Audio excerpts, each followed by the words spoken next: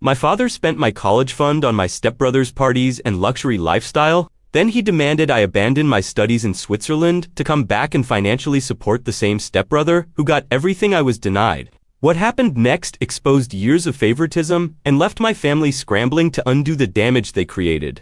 My name is Brandon. I'm 20 years old, and this story begins with a phone call that shattered any remaining illusion I had about my family's priorities. But to understand how we got to that breaking point, I need to tell you about the day my childhood ended, and how my mother's memory became the only thing that kept me going. I was 13 when my mom passed away from cancer. Camille was the most incredible woman I've ever known. She was Swiss, spoke 4 languages fluently, and had this amazing way of making everyone around her feel special and valued. Even during her final months, she made sure to teach me German, insisting that my Swiss citizenship would be important someday. "Promise me you'll remember where you come from, Brandon," she'd whispered during our language lessons. "Promise me you'll never let anyone make you forget your worth," I promised her. I wish I could tell you I kept that promise right away, but grief makes you do strange things. After Mom died, I desperately wanted to believe that Dad would step up, that our little family of 2 could heal together. Instead, within 6 months, he introduced me to Brenda, a woman with a 13-year-old son named Tyler. They'd been dating for a while. He said, though I later realized their relationship had started before Mom passed, "Brandon, I want you to meet Brenda and Tyler." Dad announced one Thursday evening when I came home from school. "They're going to be joining our family."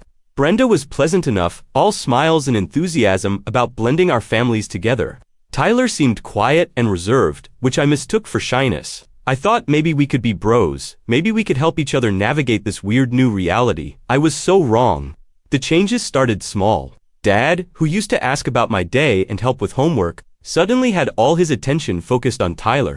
When Tyler mentioned he wanted to try soccer, Dad immediately signed him up for the most expensive club in town. When I asked if I could continue my guitar lessons, which Mom had been paying for, Dad said we needed to tighten the budget. Tyler got a brand new bedroom set. I kept my same furniture from when I was 10. "Gary, don't you think Brandon might want some new things too?" Brenda would occasionally suggest, but it always sounded half-hearted, like she was saying it just to appear fair. "Brandon's doing fine," Dad would respond. "He's tougher than Tyler. He doesn't need as much attention." That became the running theme.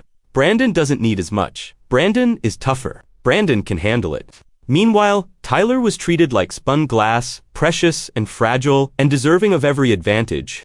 When Tyler struggled with math, Dad hired a private tutor. When I struggled with chemistry, I was told to figure it out myself or ask my teacher for extra help. The financial disparities became impossible to ignore. Tyler got a car for his 16th birthday, a nice used Honda that Dad bought outright. For my 16th birthday, I got a card with $50 and a lecture about earning your way in life. When Tyler wanted to go on a school trip to Washington, D.C., Dad handed over the money without question. When my class planned a trip to Chicago, I was told it wasn't in the budget.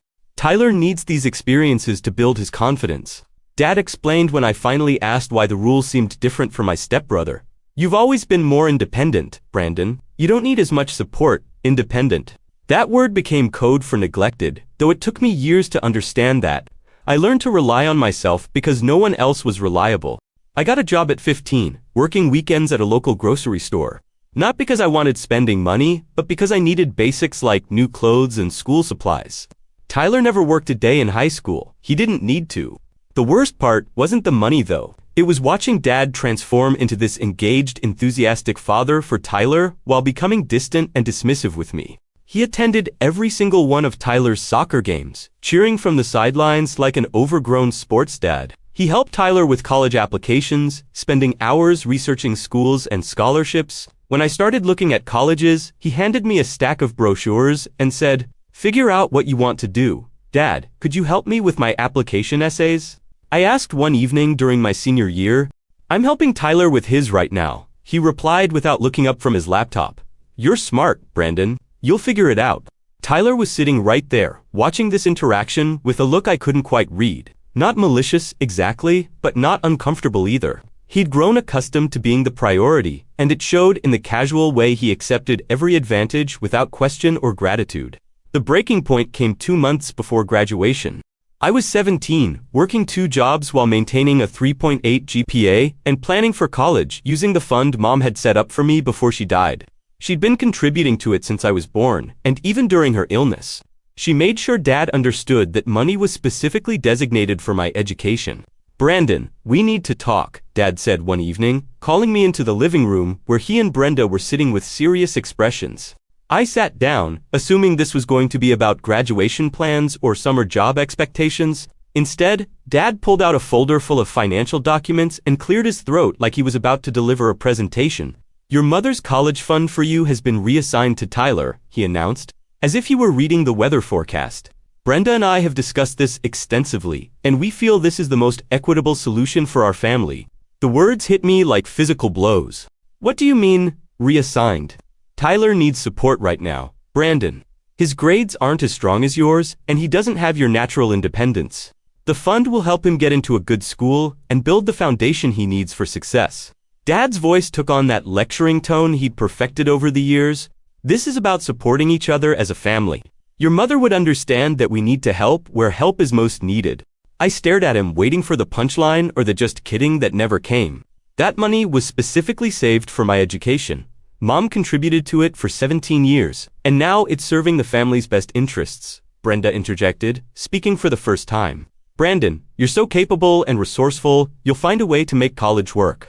Tyler needs more guidance and support." The audacity was breathtaking. They were taking away my mother's carefully saved money and giving it to their favorite child, then framing it as if they were doing me a favor by recognizing my independence. "What about my college plans?" I asked, though my voice sounded strange and distant to my own ears. "You can still go to college," Dad said, as if he were being generous. "There are community colleges, student loans, work-study programs. You're smart and capable, Brandon. You'll figure it out. And, of course, you can continue living here while you get on your feet. We're not throwing you out. Continue living here." Like I should be grateful for the privilege of staying in my childhood bedroom while watching my college fund pay for Tyler's dorm room and meal plan. That night, I sat in my room staring at the ceiling, thinking about my mother's final words to me. "Never let anyone make you forget your worth." For 4 years, I'd let them do exactly that.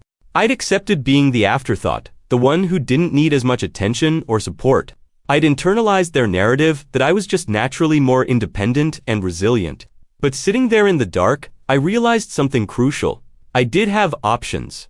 Mom hadn't just taught me German for fun. She'd given me dual citizenship, Swiss and American. And she'd made sure I was fluent enough to navigate life in either country. She'd also told me stories about the Swiss education system, how affordable and excellent their universities were, how much they valued hard work and merit over family connections. The next morning, I started researching Swiss universities. By that afternoon, I had a list of programs that interested me and application deadlines I could still meet. By the end of the week, I'd opened my own bank account and transferred the money I'd saved from my jobs. It wasn't enough for American college, but it would cover my living expenses in Switzerland while I got established. I didn't tell anyone about my plans. I continued going to school, working my jobs, and acting like everything was normal. Dad and Brenda seemed relieved that I'd accepted their decisions so quietly. Tyler got into a decent state school using his college fund, and the family celebrated like he'd been accepted to Harvard. "We're so proud of you, Tyler," Dad beamed at the dinner table. "This is exactly why that fund was so important. You're going to do amazing things." I smiled and congratulated Tyler, all while filling out Swiss university applications on my phone under the table. The paperwork took months, but everything fell into place beautifully. My Swiss citizenship made the application process straightforward, and my grades were strong enough to get into several programs. I chose a business program at the University of Zurich, partly because the city was beautiful, and partly because I could afford the living costs with my savings and a part-time job. 3 days after my high school graduation, while Dad and Brenda were at work and Tyler was sleeping off his graduation party hangover, I packed 2 suitcases with my most important belongings. I left a note on the kitchen table explaining that I was moving to Switzerland to attend university, thanking them for helping me realize how independent I really am, and providing my new contact information in case of emergencies. Then, I called a taxi to take me to the airport. The flight from Kansas City to Zurich, with a connection in Chicago, was the longest 12 hours of my life. I spent most of it wondering if I was making a huge mistake, if I was being dramatic or unreasonable. But when I landed in Switzerland and heard German being spoken all around me, something clicked into place. This was where I belonged. This was the life Mom had prepared me for, even if she hadn't known it at the time. I found a small studio apartment near the university, enrolled in classes, and threw myself into building a new life. For the first time since Mom died, I felt like I could breathe. No one here had preconceived notions about what I needed or deserved. No one was comparing me to a favored stepbrother or making decisions about my future without consulting me. The work was challenging but rewarding. Swiss universities demand excellence, but they also provide incredible support systems for students who are willing to put in the effort. I made friends with classmates from all over the world, improved my German significantly, and discovered that I actually enjoyed studying business and international relations. For 2 semesters, I kept a low profile on social media. I wanted to focus on my studies and avoid any drama from back home. I posted occasionally on Instagram, mostly pictures of Swiss landscapes or my textbooks, but nothing that clearly indicated where I was living or what I was doing. That changed at the end of my 2nd semester when I posted a photo of myself at my university graduation ceremony for completing my 1st year. I was proud of my accomplishments and wanted to share that moment, even if it was just with my small circle of online friends. Within hours, my phone was exploding with notifications. Dad had found the post and apparently shared it with Brenda. Because suddenly I had missed calls, text messages, and Facebook messages demanding explanations. "Brandon, call me immediately," Dad's voicemail said. "We need to discuss this situation. You can't just disappear and hide your life from your family." Brenda's messages were even more direct. "How could you be so selfish? Tyler could have benefited from this opportunity too. You should have told us about your plans." The entitlement was staggering. They'd taken my college fund and given it to Tyler, essentially forcing me to find my own path.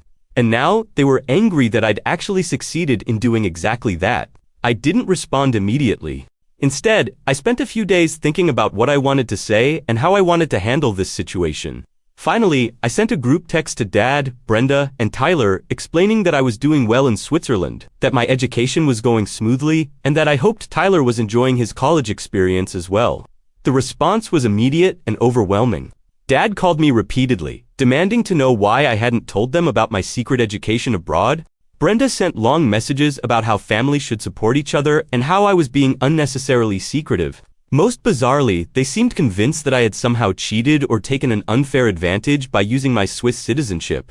"Brandon, we need to talk about getting Tyler the same opportunities," Dad said during one particularly heated phone call. "It's not fair that you get to study in Europe while he's stuck at a state school."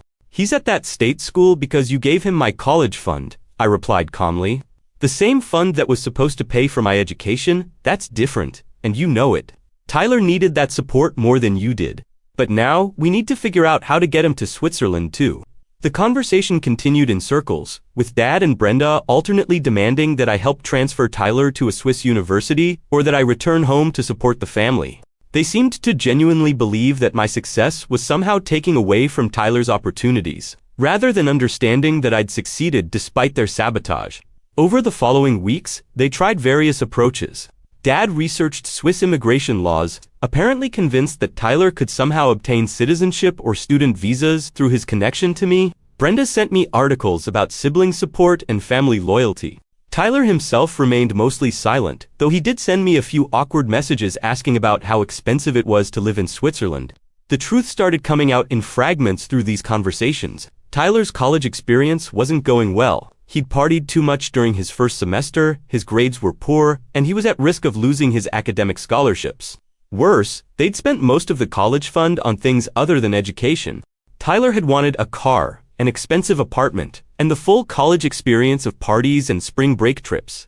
"We thought the fund would last longer," Brenda admitted during one phone call. "Tyler needed so many things to feel comfortable at school. By the middle of my 2nd year in Switzerland, the financial reality had hit them hard. Tyler was struggling academically, the college fund was depleted, and they were facing the prospect of either taking out massive loans or having Tyler drop out entirely. That's when the phone calls became more desperate and manipulative. "Brandon, we need you to come home," Dad said, during what would become our final conversation. "Tyler needs support, and you're the only one who can help him." "Help him how?" I asked, though I suspected I knew where this was heading. "You could get a job, help pay for his expenses, maybe even transfer to a school here so you can contribute to the family finances. We'd pay for your plane ticket home, of course." The audacity was breathtaking, but it wasn't surprising. They'd spent 4 years treating me like an afterthought, stolen my college fund, forced me to find my own path to higher education. And now they wanted me to abandon that path to financially support the stepbrother who'd received everything I'd been denied? Let me understand this correctly, I said, keeping my voice steady despite the rage building inside me. You want me to drop out of university, abandon my studies, and come back to Missouri to get a job so I can pay Tyler's college expenses? It's not abandoning your studies, it's postponing them, Brenda chimed in.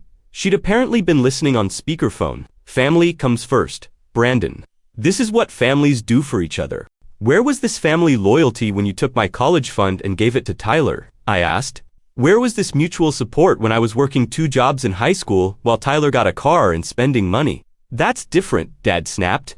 Tyler needed more support then, just like he needs more support now. You've always been more capable of handling things on your own? And I have handled things on my own, I replied. I'm doing exactly what you said I should do. I figured it out. I found a way to pay for my education without your help. I'm succeeding despite everything you put me through. But Tyler needs help now, Brenda insisted. He's struggling, and we can't afford to support him anymore. You're his brother. Brothers help each other. I'm his stepbrother, I corrected. And for 4 years, you made it very clear that we weren't actually brothers in any way that mattered. Tyler got the college fund, the car, the attention, the support. I got lectures about independence and self-reliance. Well, congratulations, you taught me to be independent. Now you get to live with the consequences of that lesson.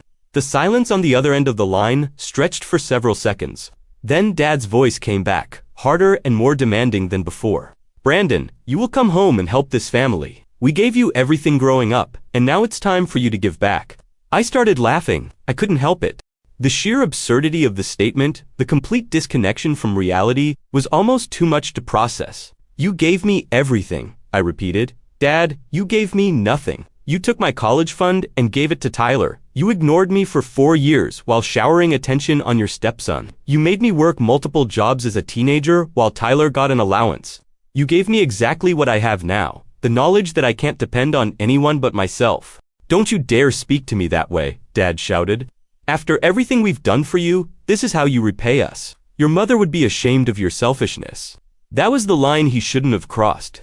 Bringing up my mother, the woman whose memory had sustained me through years of neglect, the woman whose college fund they'd stolen and wasted on Tyler's lifestyle, that was too much. My mother would be ashamed, I said quietly, but not of me. She'd be ashamed of you for taking the money she saved for my education and spending it on another woman's child. She'd be ashamed of you for neglecting your own son while playing stepfather of the year. She'd be ashamed of you for trying to manipulate me into abandoning my dreams to clean up the mess you made with Tyler. Brenda started to say something, but I cut her off. No, Brenda, you don't get to speak. You've spent 4 years making it clear that Tyler is your priority and I'm just an inconvenience you have to tolerate. You got what you wanted. Tyler got my college fund, my father's attention, and every advantage I was denied. Now you get to figure out how to deal with the consequences of raising a child who thinks everything should be handed to him. We're offering to pay for your plane ticket home, Dad said, as if this were some generous gesture instead of an insult. All expenses paid.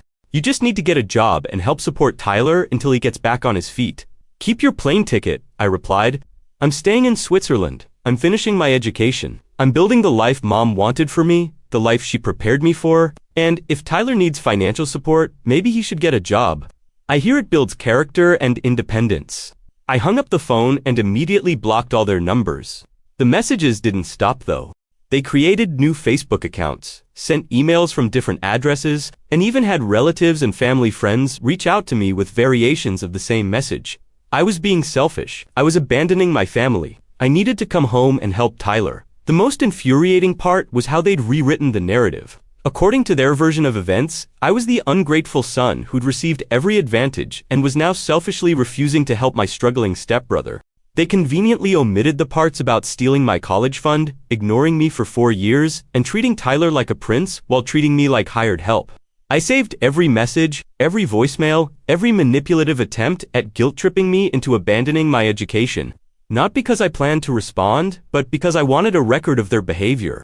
I wanted proof of what they'd put me through, in case I ever started doubting my own memories or wondering if maybe I really was being unreasonable. The pressure campaign lasted for months. Family members I barely knew were suddenly very interested in my life and my responsibilities to Tyler. Dad's sister called me to explain how family loyalty worked. Brenda's mother sent me a long email about the importance of supporting struggling relatives. Even some of my high school acquaintances reached out after apparently being contacted by Dad or Brenda. Through it all, I kept studying. I kept working my part-time job at a local cafe. I kept building friendships with my classmates and exploring Switzerland during my free time. I was living the life my mother had dreamed for me, and no amount of guilt-tripping or manipulation was going to make me give that up. The most telling moment came about 6 months after I'd blocked their numbers. I received an email from Tyler himself, sent from a new account I didn't recognize. Unlike the demanding, manipulative messages from Dad and Brenda, this one was different. "Brandon," it said, "I know you probably don't want to hear from me, but I wanted to try to explain things from my side. I never asked them to take your college fund. I didn't even know that's what they were doing until after it was already done. When Dad told me about the money, he said it was just family money that they'd decided to use for my education. I didn't know it was specifically your mom's fund for you." The message continued. "I'm not writing this to ask you to come home or help me financially. I understand why you're angry, and I understand why you left. I'm writing because I wanted you to know that I see what happened now, and I know it wasn't fair. You deserved better from Dad and from all of us. I'm sorry I didn't speak up when I should have." It was the first genuine apology I'd received from anyone in my family, and it came from the person I'd least expected to hear it from. Tyler wasn't asking for anything, wasn't trying to manipulate me into coming home. He was just acknowledging the truth of what had happened. I never responded to Tyler's email, but I did save it. It was validation that I wasn't crazy, that the favoritism and neglect I'd experienced had been real and visible to others, even to the person who'd benefited from it. As my second year in Switzerland ended, the messages from Dad and Brenda gradually became less frequent. I assumed they'd finally accepted that I wasn't coming home, that their attempts at manipulation weren't working, and that they'd have to figure out Tyler's situation without my help. I heard through distant relatives that Tyler had eventually dropped out of college and was working at a local restaurant while living back at home with Dad and Brenda. The college fund was completely gone, spent on what Dad described as establishing Tyler's independence, though it seemed like all they'd established was his dependence on family financial support. Meanwhile, I was thriving. My grades were excellent. I'd been accepted into an advanced program for international business, and I'd even started dating someone. Zara was a Swiss girl studying international law, and she understood my complicated relationship with my American family without needing extensive explanations. Her own family had emigrated from Turkey when she was young, so she understood something about building a new life in a different country. "Do you ever miss them?" she asked me one evening as we were walking along Lake Zurich after dinner. "I miss the family I thought I had when I was younger," I replied. "I miss the dad who used to help me with homework and ask about my day. But that person disappeared when Tyler and Brenda came along. The people who want me to drop out of university to support my stepbrother, no, I don't miss them at all." "You sound angry when you talk about it," she observed, not judgmentally but with genuine curiosity. "I was angry for a long time," I admitted, "but now I'm just grateful. They taught me that I can't depend on anyone but myself, and that turned out to be the most valuable lesson I could have learned. I'm here because I had to figure out how to build my own life, and this life is better than anything they could have given me." As I start my third year at university, I'm more convinced than ever that leaving Missouri was the right decision. I have friends who care about me, academic prospects that excite me, and a relationship with someone who sees me as a priority rather than an afterthought. I'm learning 3 new languages, traveling around Europe during breaks, and building the kind of international perspective my mother would have been proud of. Most importantly, I'm keeping the promise I made to her during those German lessons all those years ago. I'm remembering where I come from, and I'm never letting anyone make me forget my worth. The family that stole my college fund and demanded I abandon my education to support their favorite child? They're still in Missouri, still dealing with the consequences of their choices. Dad is probably still wondering why his independent son won't come home and fix the problems they created. Brenda is probably still convinced that I'm being selfish for refusing to sacrifice my future for Tyler's comfort. And Tyler, based on that one email, I think he's starting to understand what kind of people raised him and what kind of family dynamics he grew up in. Maybe that understanding will help him become a better person than the parents who spoiled him, maybe not. Either way, it's not my responsibility to find out.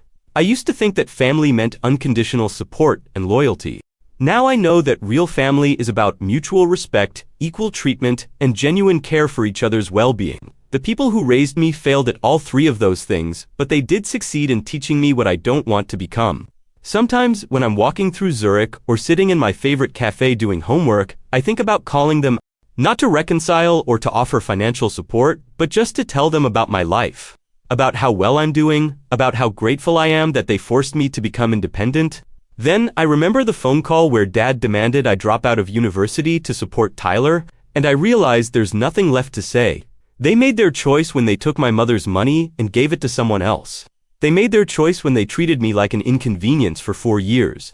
They made their choice when they demanded I sacrifice my future for their comfort.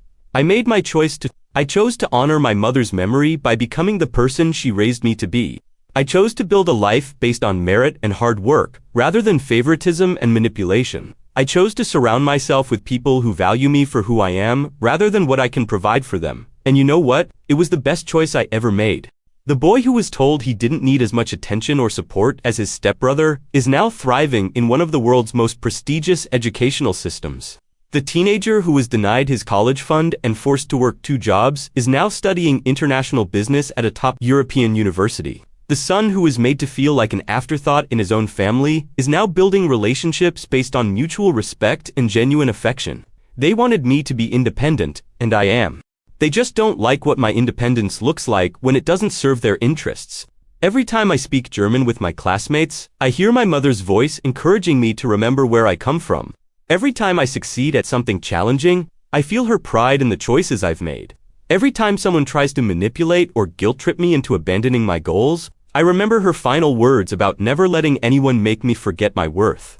The family that stole from me, neglected me, and demanded I sacrifice my future for their comfort taught me the most valuable lesson of all. The only person you can truly depend on is yourself. They just didn't expect me to learn that lesson so well, or to use it so effectively in building a life without them. But that's exactly what I did. And now, at 20 years old, studying at one of Europe's finest universities and building relationships with people who actually value me, I can honestly say that I've never been happier or more grateful for the path my life has taken.